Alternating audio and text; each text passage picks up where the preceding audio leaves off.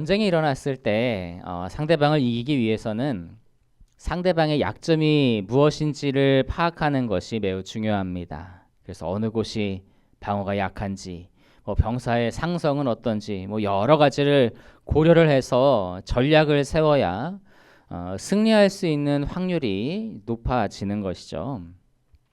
그래서 서로가 서로를 이기기 위해 상대의 약점을 아주 집요하게 파고들게 되는데요. 마귀 사탄도 그렇습니다. 마귀는 우리를 무너뜨리기 위해서 우리의 약점을 아주 집요하게 공격합니다. 다윗이 이스라엘과 블레셋 사이의 그 전쟁에 불려갔다가 이제 블레셋 방백들의 반대로 인해서 이제 거주지인 시글락으로 이제 돌아오게 됐습니다. 천만 다행인 일이었죠.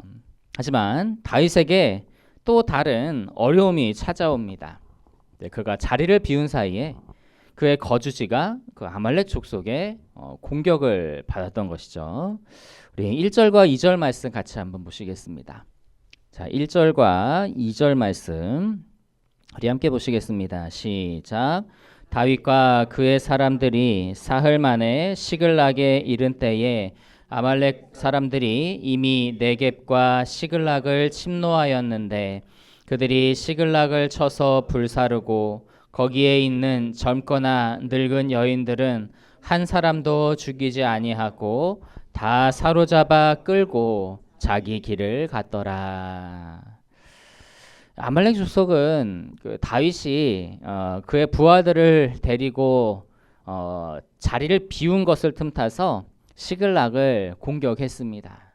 한마디로 이제 다윗의 그 약점을 공략을 한 거죠. 다윗이 그 부하들과 이제 시글락으로 돌아왔을 때 마주한 광경은 처참했습니다. 부락은 다 불타버리고 그리고 아내와 아이들은 모두 다 사로잡혔던 거예요. 가족이 잡혀가서 노예로 살게 될지 생사를 어떻게 알 수도 없으니 얼마나 마음이 찢어지겠어요. 그래서 다윗과 부하들이 더 이상 울 힘이 없을 때까지 통곡을 하며 심하게 울었습니다. 그런데 그것으로 이제 그들의 감정이 추스러지지가 않았어요. 우리 6절 말씀 한번 보실까요? 6절 같이 보시겠습니다. 시작.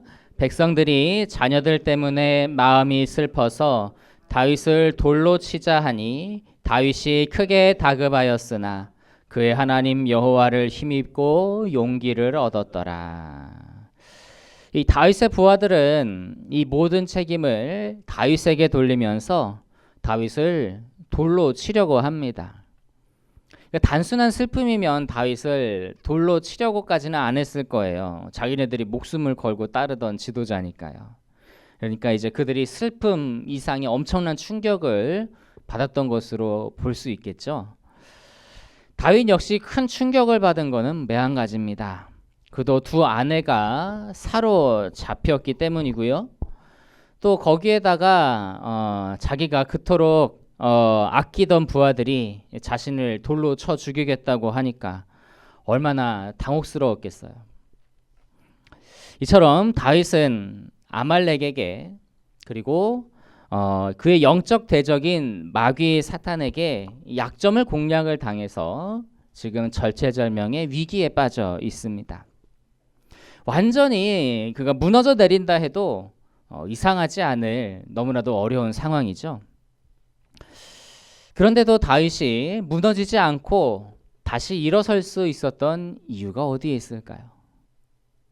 본문 6절 후반부는 그 이유를 이렇게 기록합니다. 그의 하나님 여호와를 힘입고 용기를 얻었더라. 자, 다윗은 하나님으로 인해서 힘과 용기를 얻을 수 있었습니다. 하나님께서 그 선하신 계획으로 그 섭리로 다윗을 보호하고 인도하셨기 때문에 다윗이 그 하나님으로부터 힘과 용기를 얻었던 거예요. 자, 그 일부를 우리 말씀 속에서 잠깐 볼 수 있는데요. 우리 2절 말씀 다시 한번 보시죠. 2절 말씀 같이 보시겠습니다. 시작. 거기에 있는 젊거나 늙은 여인들은 한 사람도 죽이지 아니하고 다 사로잡아 끌고 자기 길을 갔더라. 아말렉 족속이 이제 시글락을 침략했을 때에 그곳에 있던 여인과 아이들은 한 사람도 죽이지 않고 다 이제 끌고 갔다고 기록이 되어 있습니다. 만일 이 아말렉 족속이 재물만 노략을 하고 그리고 그곳에 있는 여인과 아이들은 그냥 다 죽이고 돌아갔다면 그러면 어땠을까요? 아마도 다윗과 그의 부하들은 재기불능의 상태가 되었을 겁니다. 그러니까 그 마음이 완전히 무너져 내렸을 거고요. 그리고 또 그 충격에 다윗을 분명히 돌로 쳐서 죽이지 않았을까 또 그렇게 생각을 해보게 됩니다. 자, 그런데 아말렉 족속이 이제 그 아내들, 아이들을 다 죽이지 않고 끌고 갔기 때문에 다윗 공동체가 그럼에도 다시 일어설 수 있었던 거예요. 물론 이제 아말렉 족속들은 이제 자기 나름대로의 계산이 있었으니까 죽이지 않고 끌고 갔겠죠. 노예로 팔면 돈이라도 될 테니까요.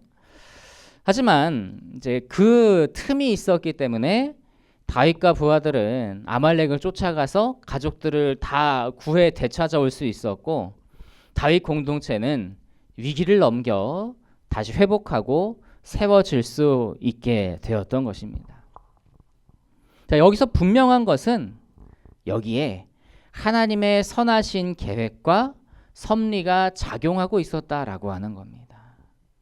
하나님은 다윗이 지금 매우 큰 위기에 처해 있는데 그럼에도 그를 보호하기를 중단하지 않으셨던 거예요. 그래서 그 틈이 생기고 그 가족들을 다시 데리고 오고 그래서 회복하고 다시 설 수 있었던 것이죠. 우리 시편 23편 4절 말씀 같이 한번 보실까요? 시편 23편 4절 우리 같이 읽어보시겠습니다. 시작. 내가 사망의 음침한 골짜기로 다닐지라도 해를 두려워하지 않을 것은 주께서 나와 함께 하심이라. 주의 지팡이와 막대기가 나를 안위하시나이다. 아멘. 사람들은 일반적으로 하나님의 보호하심에 대해서 생각할 때요. 날씨로 따지면 그냥 밝은 태양 아래에 있을 때만 생각을 해요. 그래서 자기에게 아무런 근심 걱정이 없고 평안할 때 그때만 하나님의 보호하심이 있다고 생각한다는 거예요. 그런데 자신의 상황이 그와 반대로 어두운 것과 같이 느껴진다면 하나님의 보호하심이 자신에게는 미치지 않고 있다라고 그렇게 생각한다는 거죠. 하지만 여기에서 다윗은 매우 놀라운 고백을 합니다. 하나님의 보호하심은 사망의 음침한 골짜기와 같이 어두운 상황에서도 자신과 함께 하셨다라고 하는 거예요. 그 어떤 상황에서도 하나님은 자신을 보호하시고 인도하시는 것을 중단하지 않으셨다라고 하는 겁니다. 다윗의 말대로 하나님은 언제나 자기 백성을 보호하는 분이십니다. 밝은 태양 아래에 있는 것처럼 좋고 평안하고 형통한 상황일 때도 사망의 음침한 골짜기에 있는 것처럼 좋지 못한 상황일 때도 하나님의 보호하심은 결코 중단되지 않고 언제나 항상 그 백성을 감싸고 계신다라고 하는 것입니다. 우리 요셉의 이야기를 한번 생각을 해보기를 원해요.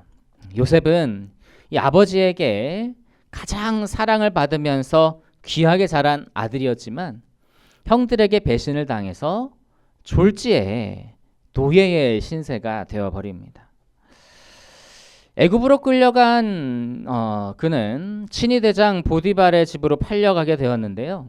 거기에서 이제 성실하고 또 정직함으로 또 가정 총무가 되어서 주인에게 인정과 신뢰를 받게 되었죠.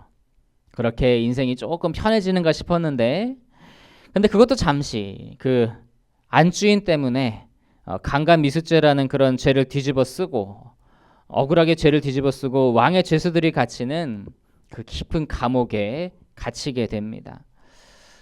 감옥에서도 그 특유의 성실함과 또 정직함으로 간수에게 인정을 받아서 그나마 편하게 지낼 수는 있어도 그 억울한 감옥 생활에서 나갈 수는 없었어요.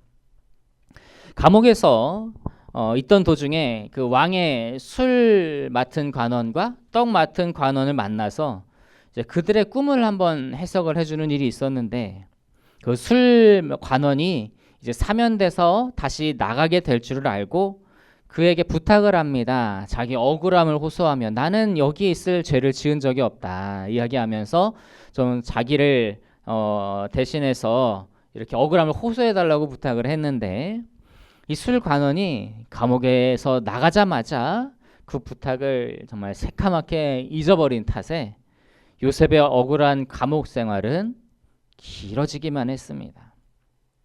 요셉의 삶을 보면 갈수록 끝도 없어 보이는 밑바닥으로 계속해서 내려가고 있어요. 그런데 성경은 요셉에 대해 무엇이라고 기록했을까요? 우리 창세기 39장 23절 같이 한번 보시겠습니다. 창세기 39장 23절 말씀을 우리 같이 읽겠습니다. 시작. 간수장은 그의 손에 맡긴 것을 무엇이든지 살펴보지 아니하였으니 이는 여호와께서 요셉과 함께 하심이라. 여호와께서 그를 범사에 형통하게 하셨더라. 자, 사람의 눈으로 보기에도 지금 요셉은 사망의 음침한 골짜기 같은 그 어두운 상황인데도 성경은 그때의 요셉을 하나님께서 그의 범사를 형통하게 하셨다라고 증거합니다. 왜 그럴까요? 하나님께서 요셉과 함께 하시며 그를 보호하고 인도하고 계셨기 때문에 그래요. 요셉이 어려서부터 겪었던 그 많은 환난은 이제 결국 그가 애굽의 총리에 오르게 되는 그런 밑거름이 되죠. 그래서 후일에 요셉은 그 사실을 이렇게 증거합니다. 우리 창세기 45장 7절과 8절 같이 보시겠습니다. 창세기 45장 7절과 8절 말씀. 자, 우리 같이 한번 읽으시겠습니다. 시작. 하나님이 큰 구원으로 당신들의 생명을 보존하고 당신들의 후손을 세상에 두시려고 나를 당신들보다 먼저 보내셨나니 그런즉 나를 이리로 보낸 이는 당신들이 아니요 하나님이시라. 하나님이 나를 바로에게 아버지로 삼으시고 그 온 집의 주로 삼으시며 애굽 온 땅의 통치자로 삼으셨나이다. 요셉은 자신이 겪었던 그 모든 환난이 사실 하나님의 섭리 안에 있었던 일이라고 그렇게 고백하고 있습니다. 다시 말하면 그 섭리를 이루시기 위해 그의 모든 인생의 모든 순간에도 심지어 그 사망의 음침한 골짜기 같은 그 어두운 밑바닥에서도 그를 보호하시고 인도하시기를 하나님은 결코 중단하지 않으셨다라고 그렇게 고백하고 있는 것입니다. 사랑하는 여러분, 하나님께서는 다윗을 통해 계획하신 그 구속 역사가 중단되지 않도록, 요셉을 통해 계획하신 이스라엘의 그 역사가 중단되지 않도록 그 섭리로 그들을 끊임없이 보호하시고 인도하신 분이십니다. 그런데 그 하나님은요, 우리를 향하여서도 그 선하신 섭리, 보호하심과 인도하심을 중단하지 않으신다라고 하는 것을, 그것을 믿음으로 받아들이는 저 여러분이 되실 수 있기를 간절히 소망합니다. 하나님의 섭리는 우리가 밝은 태양 아래에 있는 것 같이 정말 아주 좋은 때에도 혹은 사망의 흠침한 골짜기와 같이 어두운 상황에 처해 있는 때에도 언제나 한결같이 우리를 향하여 있습니다. 혹시나 본문의 다윗과 같이 위급한 그 상황 속에 계신 적이 있으시진 않습니까? 모든 것을 포기해야 할 것 같은 낙심되고 좌절하는 그런 상황에 있지는 않으십니까? 그럼에도 하나님은 선한 섭리로 우리를 보호하시고 인도하시는 중이심을, 하나님의 그 섭리로 우리를 그 선한 길로 계속 이끌고 계심을 믿을 수 있게 되기를 간절히 소망합니다.